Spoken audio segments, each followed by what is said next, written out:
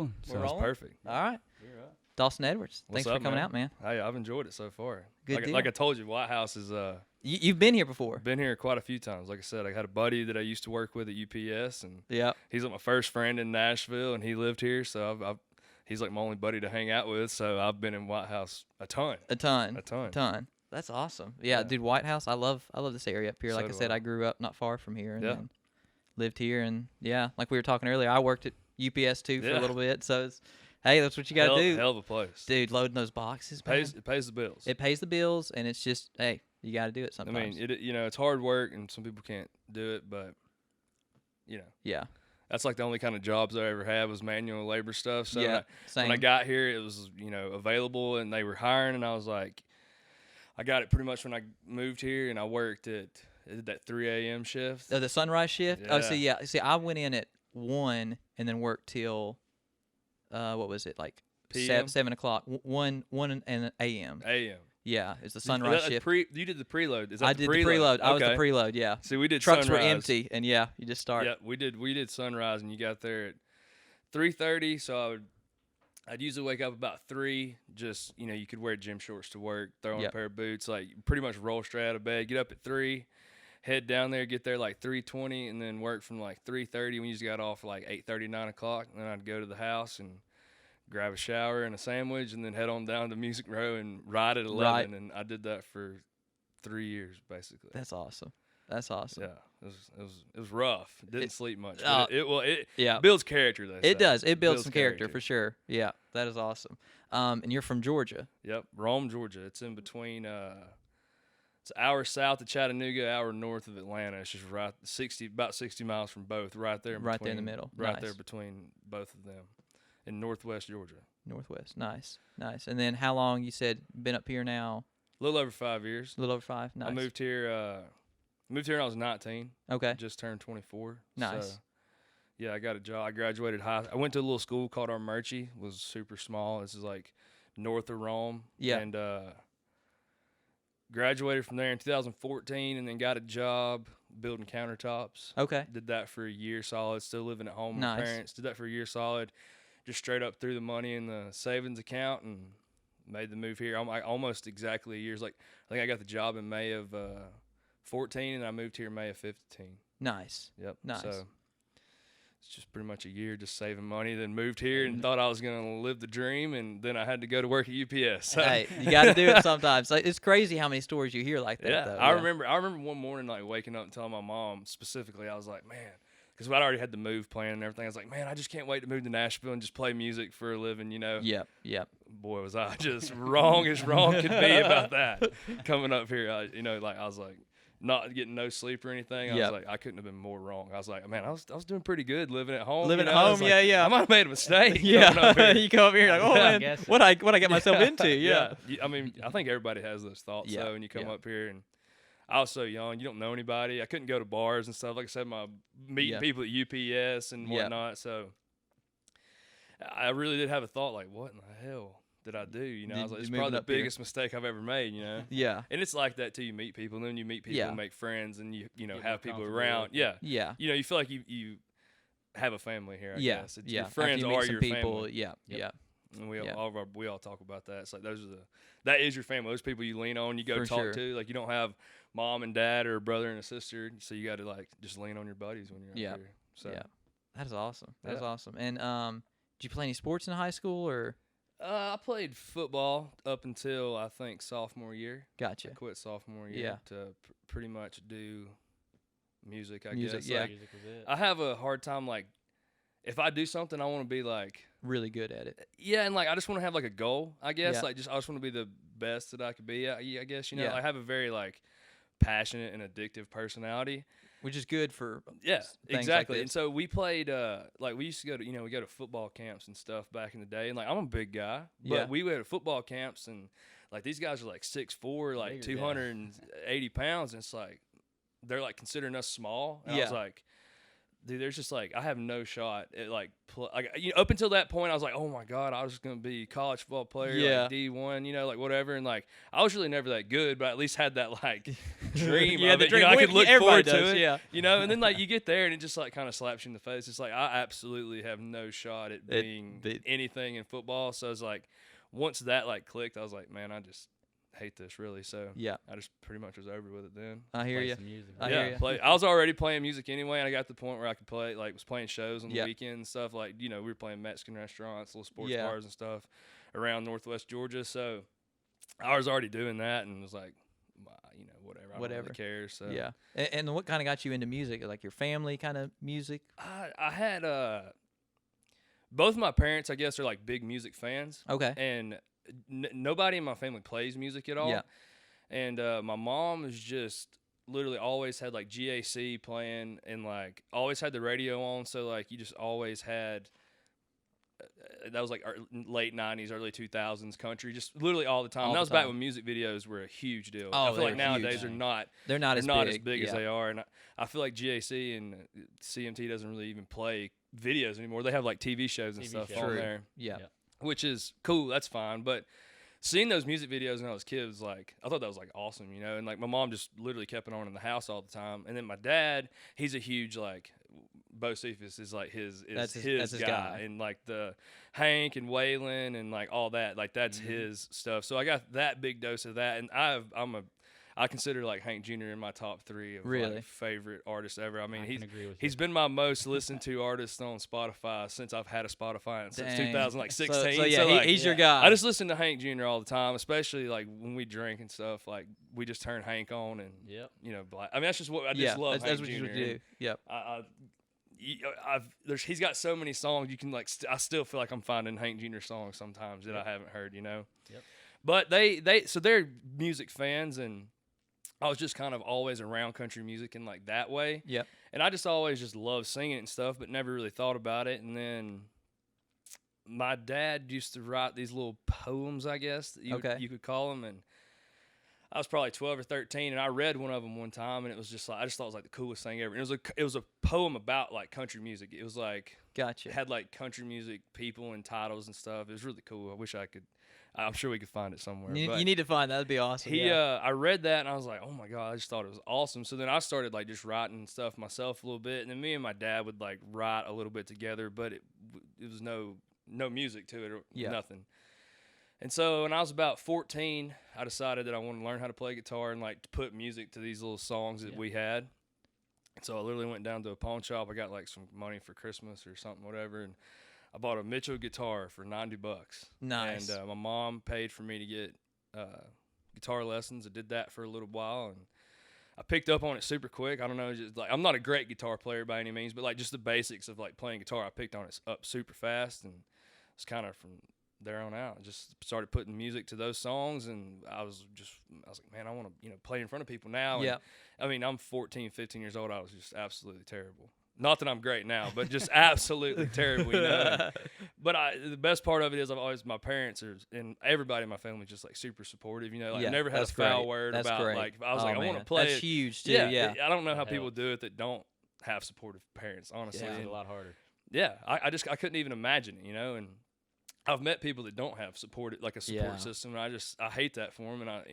But you know, it happens. And so when I told my family that I wanted to, play a show, there's a little place called a Wow Wingery in Armurchie. It was just a little sports bar wing place. Nice. And like I went up I was probably 15-ish, 16, I guess. I don't think I was even 16 because I don't think I drove myself there. So I think I was like 15. Oh, really? So you had to get a ride to your own show? Well, no, I went to, like, I got picked up from school, and like I think my dad or somebody picked me up and was like, I'm just gonna go ask the guy. Oh, you're just gonna ask? Yeah. Oh, really? Just like, showed up, like, be like, hey. Yeah, hey, I was like, hey, I just learned how to play music. That's awesome. Like, play guitars. Like, I'm pretty sure, like, at least the first time all my family will come out, I was like, pretty sure we can pack this place out. We can get some people in here. Yeah. So Get you some business we up did there. it. We did it, and I mean, I literally think he paid me like $50, and I played a couple hours, and we packed it out like that first time. And, Dude, that's awesome. made money on tips and stuff. But I literally just thought I was like the coolest son of a gun Oh, in the I'm world. sure. Like I'm playing sure. playing the wing, sports bar Oh, back yeah. home. I Oh, just thought yeah. it was awesome. But Go back to class the next day. Say, exactly, yeah, I had a big old show last exactly. night.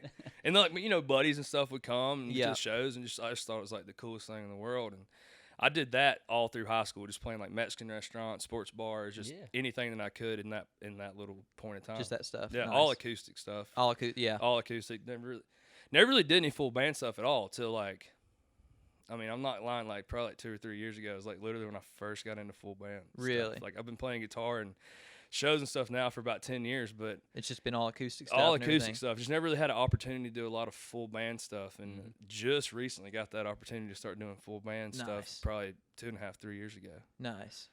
But yeah, all that to say, that's how I got into That's how you music, got I it. guess. Dude, And that's a great how story. That's how it all started. Just very simple way, but it led from that. And I remember there was a time here again they used to show the Opry on TV, and I feel like I was probably 16 when this happened. But Eric Church is like, I feel like he hung the moon for me dude. music wise, especially like his first records. Like I have Sinners Like Me tattooed, You have it like nice. on a cross on my arm up here.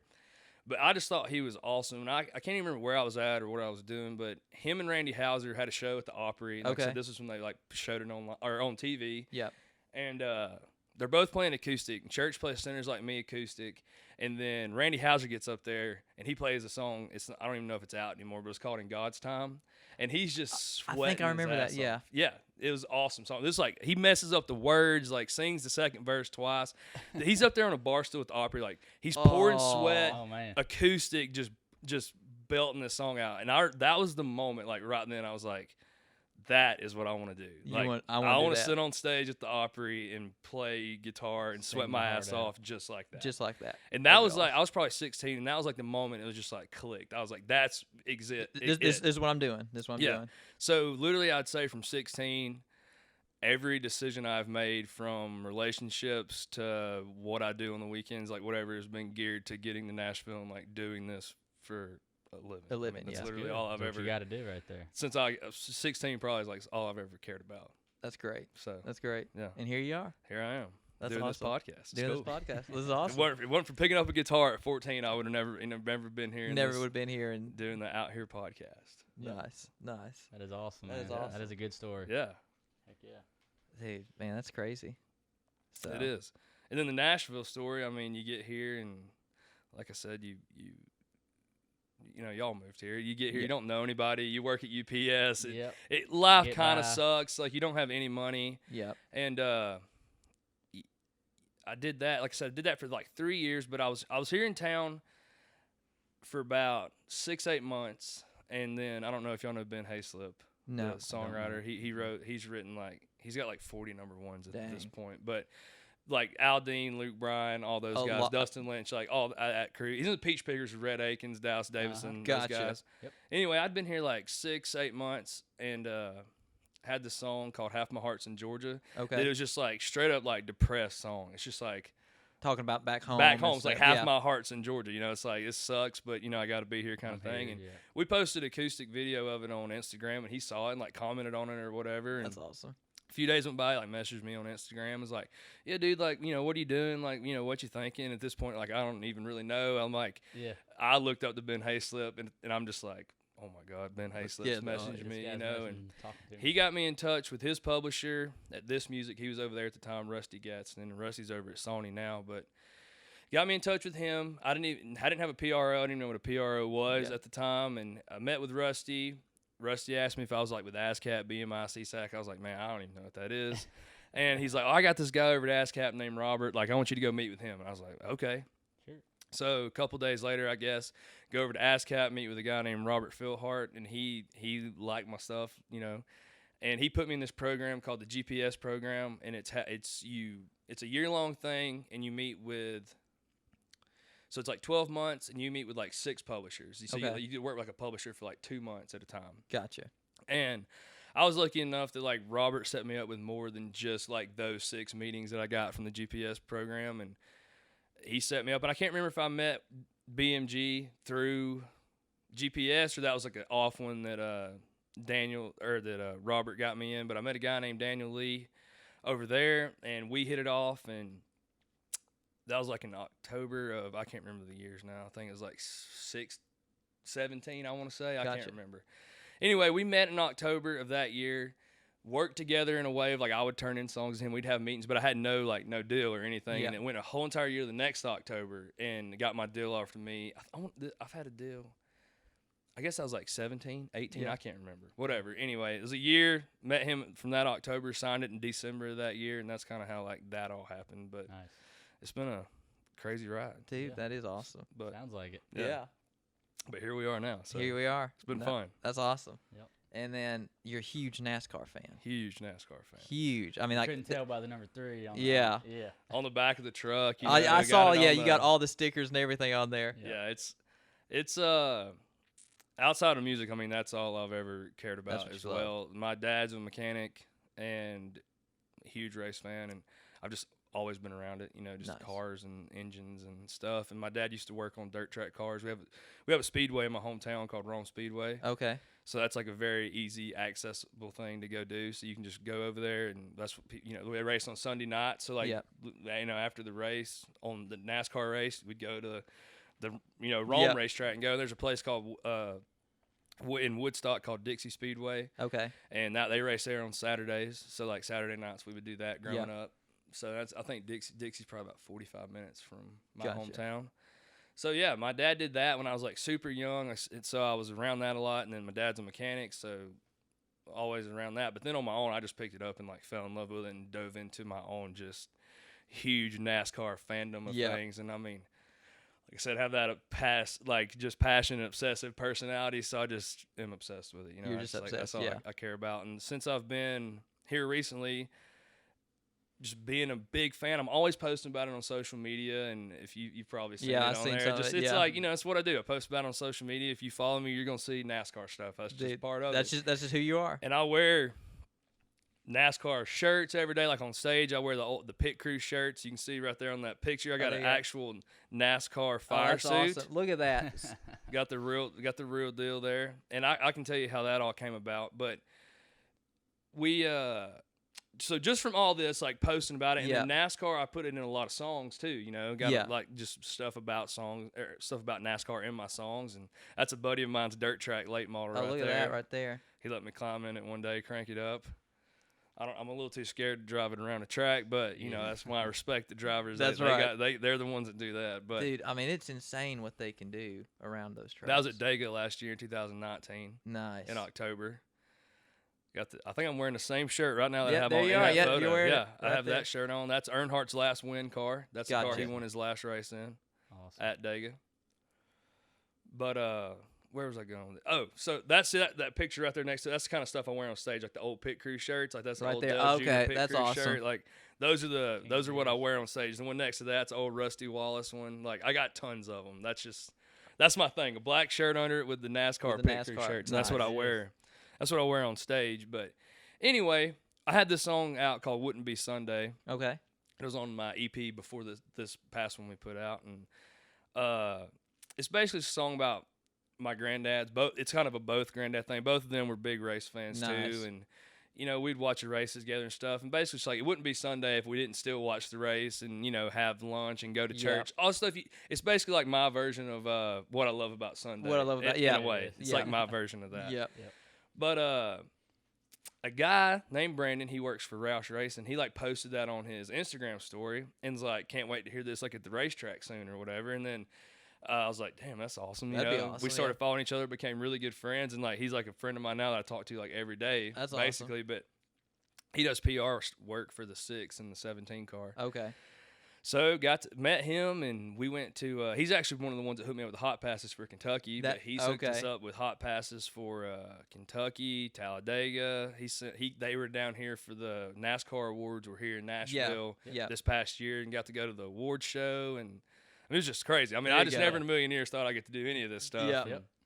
That all happened last year, and he sent me that Ricky Stenhouse Sony D fire The suit. Sony They had D like hat. they had like a closet of just like old fire suits, and Where they they keep them. had They 'em. keep them for like a few years, just to, like I guess like they go out of date, maybe, I don't know. Yeah. And He's like, yeah, if you want one, I'll just shoot it over to you. And I was like, You're like, heck hell yeah, send it on. And he sent us pit crew shirts and like they've used pit crew shirts of their guys and stuff. So I got like new Ryan Neiman pit crew shirts from like today's time. So it's like super cool, you know. I do all that, and then like I was telling y'all about the Toyota thing. Yeah, that happened last year, and a year ago this weekend last year.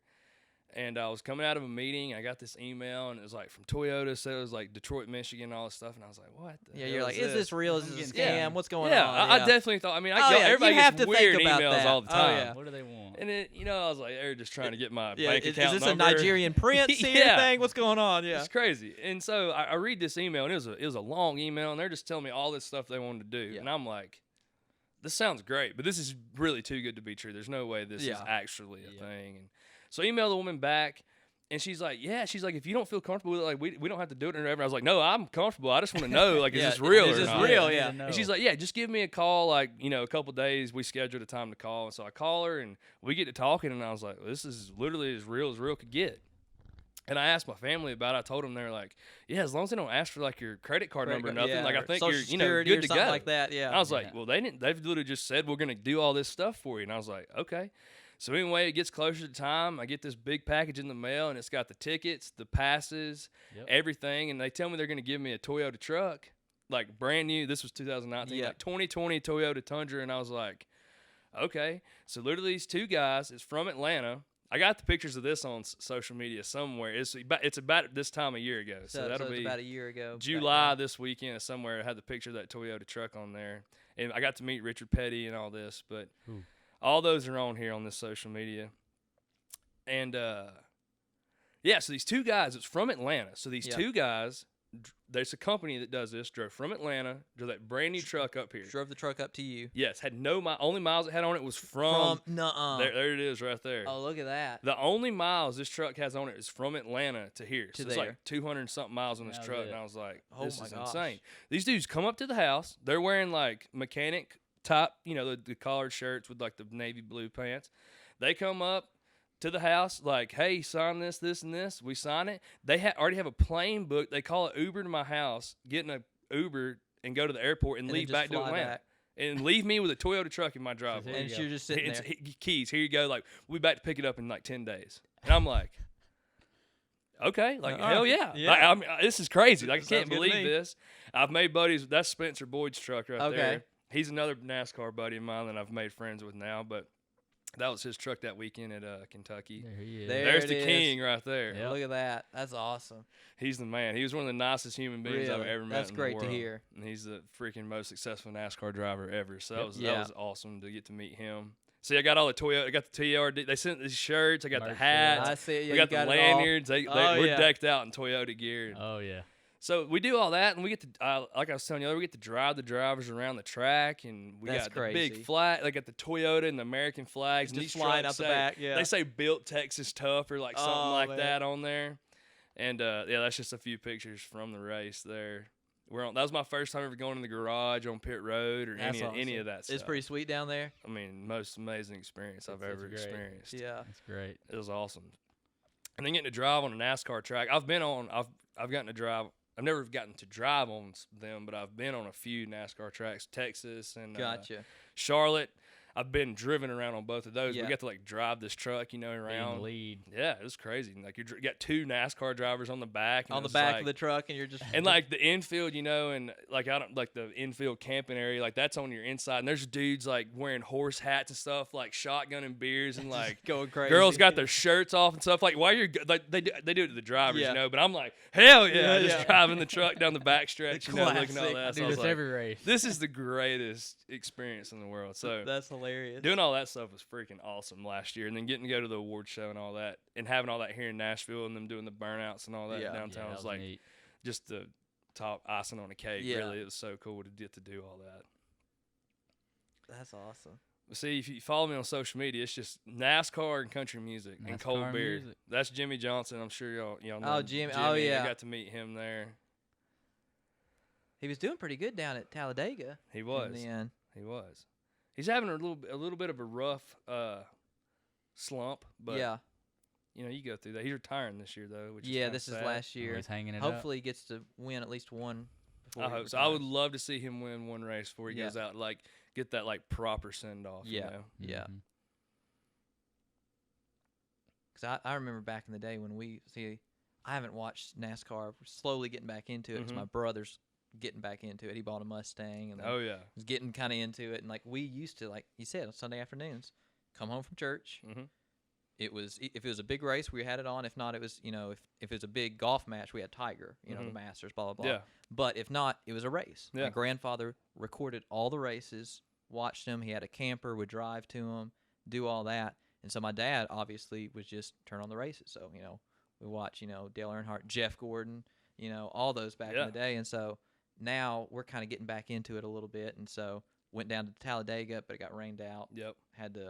We missed it, but You said y'all are going to Bristol Wednesday, but we're right? going to Bristol Wednesday. Have so you ever been yeah. to Bristol before? I haven't been to Bristol before. It's a beast. Really? It's cool. It's I hate that you won't get the full experience of like all the people there. yeah. Yeah, because I think they're selling like 30,000 That's tickets. 30,000, which I It's mean, still a lot. It's a lot. It's like But that place 5,000 holds at Talladega. that Yeah. place holds like 167,000. gosh. Like it's one of the Dang. biggest. Like they call it the last great Coliseum. Like it's Really? like one of the biggest. Like Yeah. it's the shape of a cereal bowl. Yeah. It has the stands all the way around It's the kind track. of a small track. Yeah. Yeah, half mile. And man, I went there for the first time. Me and a buddy of mine, and it was a couple years ago. And like you just go in there, and it's like you literally sit next to somebody and you're talking. It's like you can't hear. I mean, Nothing. you have to. I don't wear ear protection at races, and if you don't wear ear protection there, like You have to. I mean, it's insane. I've never been around something so loud. You think about being front row at a concert, like It's this just- is That's just another this level. this is just like I feel like it just make you dizzy. It's so loud. really. It's the most awesome experience in the world though, Yeah. because like those cars, like there's not a bad seat in the house because the stands go up and you're like looking You're just down. looking down at it. Literally like a cereal bowl. You're just Yeah. like looking down in it, and everything's right packed there. into a half mile oval. So being around that is just an experience in That's itself. awesome. So like I feel like everybody needs to go to Bristol just to like For that. Yeah. there's like a Let's good see view some- of it. You're just packed in there. Oh dang! Oh yeah, you're just right in on Yeah, top that of it. ain't much. Yeah, that's Oh, They're so that- close. That is such a small track. They're Look at so that. close that a few years ago, I say a few years ago, it's probably like, hell, it might have even been 10 years ago. But they had a snow at Bristol, and the drivers could throw snowballs from the front stretch, like pits, to the fans over the stands, and they could like throw Really? them back, like had like a little snowball fight. That's how close you That's are how to close it is. the Damn. action at Bristol. Yeah, that's tight. They call it the last great Coliseum for a reason. only a That's half awesome. mile. You said Half mile. Yeah. Yep. Dang. And I believe you could probably look this up. I believe it holds 167,000 people. I believe is the. I could is be what the wrong, max but I capacity feel like is. the capacity of Bristol is like 167,000. 162,000. I was close. There The you go. You world's were real fastest close. half mile. Yep. That's what the nickname is. It's like bank 30-something degrees. Like they just roll. around Wide there. open.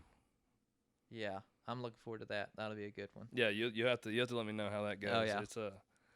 It'll be cool. And the All-Star, it's the All-Star race. So like that always just brings excitement in itself because they're True. racing for $1 million and there's no points on the line, so there's like beating and banging. They're It's like just screw going. you, like Yeah, I'm they're going just for the going money. for it. I'm going for the money. So Dang. the All-Star race in general just all makes out. way more exciting There you anyway, go. just because of that.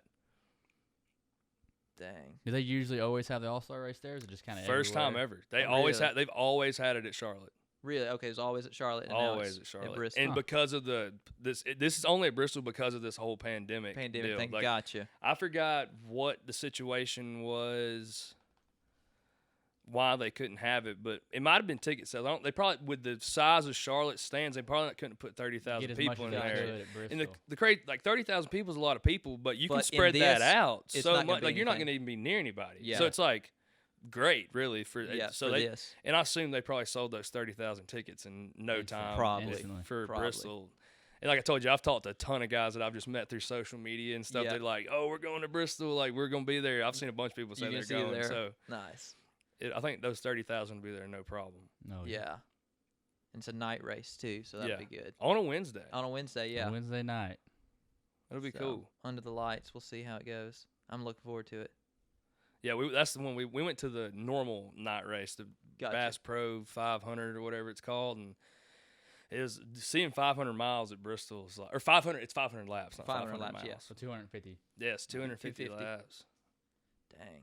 That's It's crazy. just it's crazy. It's It's a crazy place. It's such a cool atmosphere though. Yeah. Traffic's with 30,000 30,000 people, it's not going to be. be as bad Probably probably. get in But and out pretty traffic at Bristol was some of the worst traffic I've ever been Really? in my I can only life. imagine. Like you just Because so many people just crammed into a small little such spot. a small spot, and it's just you're just all right there. And then the atmosphere outside the track's super cool. Like there's Yeah. people partying and True. all that, and it's awesome. There's great.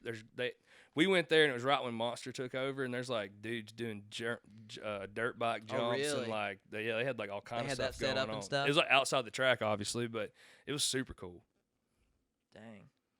There's a good picture of it at night right there. Just Oh, that looks sweet. Oh, yeah, this is going to be good. That's like from the top. mm-hmm. Yeah, I don't know exactly where my brother got tickets, so we'll find out. But We sat right on the start finish line when we went, but I've heard that's the only time I've ever been to Bristol. But I've heard there's not a bad seat in the house I because couldn't no imagine, matter yeah. where you go, you can see the whole you entire can see racetrack. everything that's going on. Yep. So Yeah, and that was the thing. Like I noticed at Talladega, just how it's like we had binoculars yeah, because it's like if you Talladega's you the biggest don't- track on the circuit Yeah. too. So Uh-huh. you're you not do- seeing them if they're on the other You side. miss a little bit of it from there. Like I was telling you, my last Talladega experience though, and from a standpoint of just straight up watching the race, Yeah. being on pit road is terrible. Like Really? you just see like right when they're in front of you, that's Yeah. it.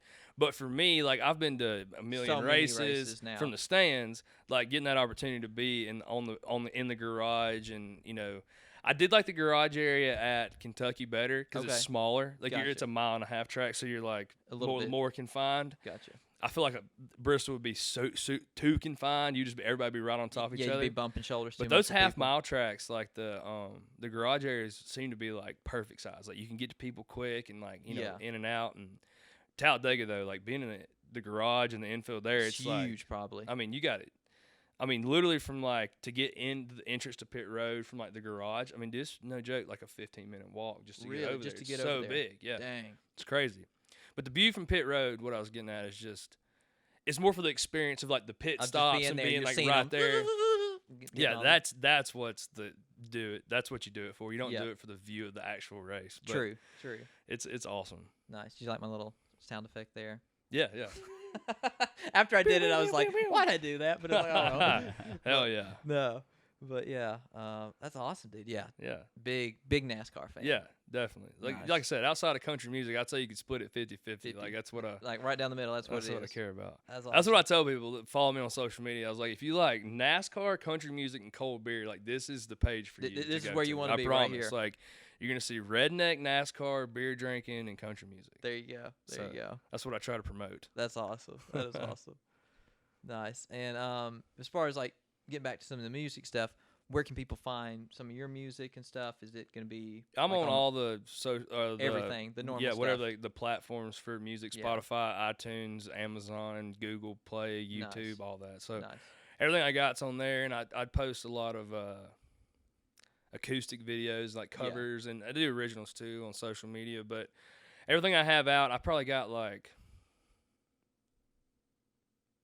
about 15, 16 songs out, Nice. like fully produced songs out on Spotify, all On those Spotify, platforms. So gotcha. I got a decent little collection going on there Nice. now, and we just finished up this last one.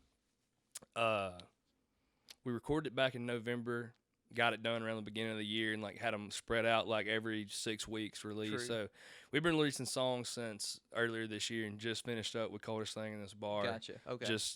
I think we put it out like 3 weeks ago. Okay. So Nice. we're getting ready looking for the we're in the process now, like Ramping up. looking for all the new songs. You know, like you go back in, gather all the songs back up, Yeah. look through them, sift through them. You know, we got songs from looking back all the way to 2018, 2017, like bringing them in. I might have an opportunity this time for the first time ever to cut a song that I didn't write on. So like Really? we got an Nice. opportunity to do that now. So we're like sifting through them. And I don't just know kinda if. picking out the ones you like and Yeah. stuff. Yeah. I think we're gonna do a couple like smaller things in between this and the next Okay. like bigger release. I think's the plan, but that's like it's super neat, fresh into all those talks now because we just finished up with this one. So I think we can expect a couple more songs out there before the end of the year. Yeah. I think so. Nice. I think Nice. so. And then Awesome. we need shows to get back going though, so we can Yeah. like put a Roll 'em down out, Yeah. record out and like get on the road again. And get out and That's what we're all play to hoping people for. and stuff. That's what Yeah. we're hoping for. Like I was telling you outside, it's just not the same sitting at the house every weekend. No, it is not. With It is nothing to not. look forward to, it's like, man, this is brutal. Yeah. And I was like, I can't go out and go to a show, go hear some good music. No. It's terrible, man. Yeah. You can't go to races, we can't go to shows, we can't play shows. Yeah. It's tough sitting It's at the tough. house. It's tough right now. It's We just turn on Hank, We're- you know, yeah. and drink beer. That's what we it. do. That's yeah. Crank Yeah. the Hank. That's what you it's got to just- do. Yeah, we're in strained time right now. So 35. so okay, we good. All right. Yeah. Well, yeah, Perfect. dude, you killed it, man. I appreciate you coming out. Oh, is that it? Yeah. Heck yeah. We're wrapping it up now, but yeah, Perfect. dude. Thank y'all for Thank having you, me sir. out. Great, No man. problem. Thanks Yeah, for coming dude, to I play some enjoyed songs it. for us. Hey, Yeah. thank y'all for having me. Yeah. Maybe we can do this again. I was about to say. I mean, like we can keep talking, but it's like we'd love to have you back out and yeah, just talk dude. some more, dude. Yeah, dude, we'll do a part 2. Part 2. That's right. Sounds good. doesn't it? Another excuse to come out to the White House. There you go. That's right, man. Yeah. And maybe you'll move up here finally. I would love to. One day when I get the money, I would love to, like, you know, if I Yeah. could buy 30, 40, 50 acres out here, have a little house, That'd be perfect. that'd be the ticket. That'd be That's the goal. I want to get, I don't care if it's north, south, east, or west, but I want to be about 45 minutes outside of Nashville. outside of Nashville. Yeah. So I don't got to do it. I'll drive in to ride every day and I can get the hell out. And I get ain't got to out. be anywhere near all the All the traffic and craziness stuff, and yeah. Man, Nashville is it's not even a huge city. It's just a little It's too not. big for me, really. It's Like not, being but right there yeah. close to that, it's just like, Mm-hmm. man, sometimes I wish I was sitting on the power line drinking a beer, you know, not around all these people. Yeah, yeah. Yeah. Just sitting out here. Yep. I can relate to that, man. 'Cause Yeah. I'm up in Kentucky still, a couple Yeah. hours away. So he's up there. Hell So yeah. yeah. I drive down for work and drive back. Drive home. back. Yeah. So, Ain't too So- bad. No. 65 south. That's Yeah. it. Awesome. Awesome. Awesome, y'all. dude. Thank Thank y'all you, for man. having me. Appreciate it. No problem, man.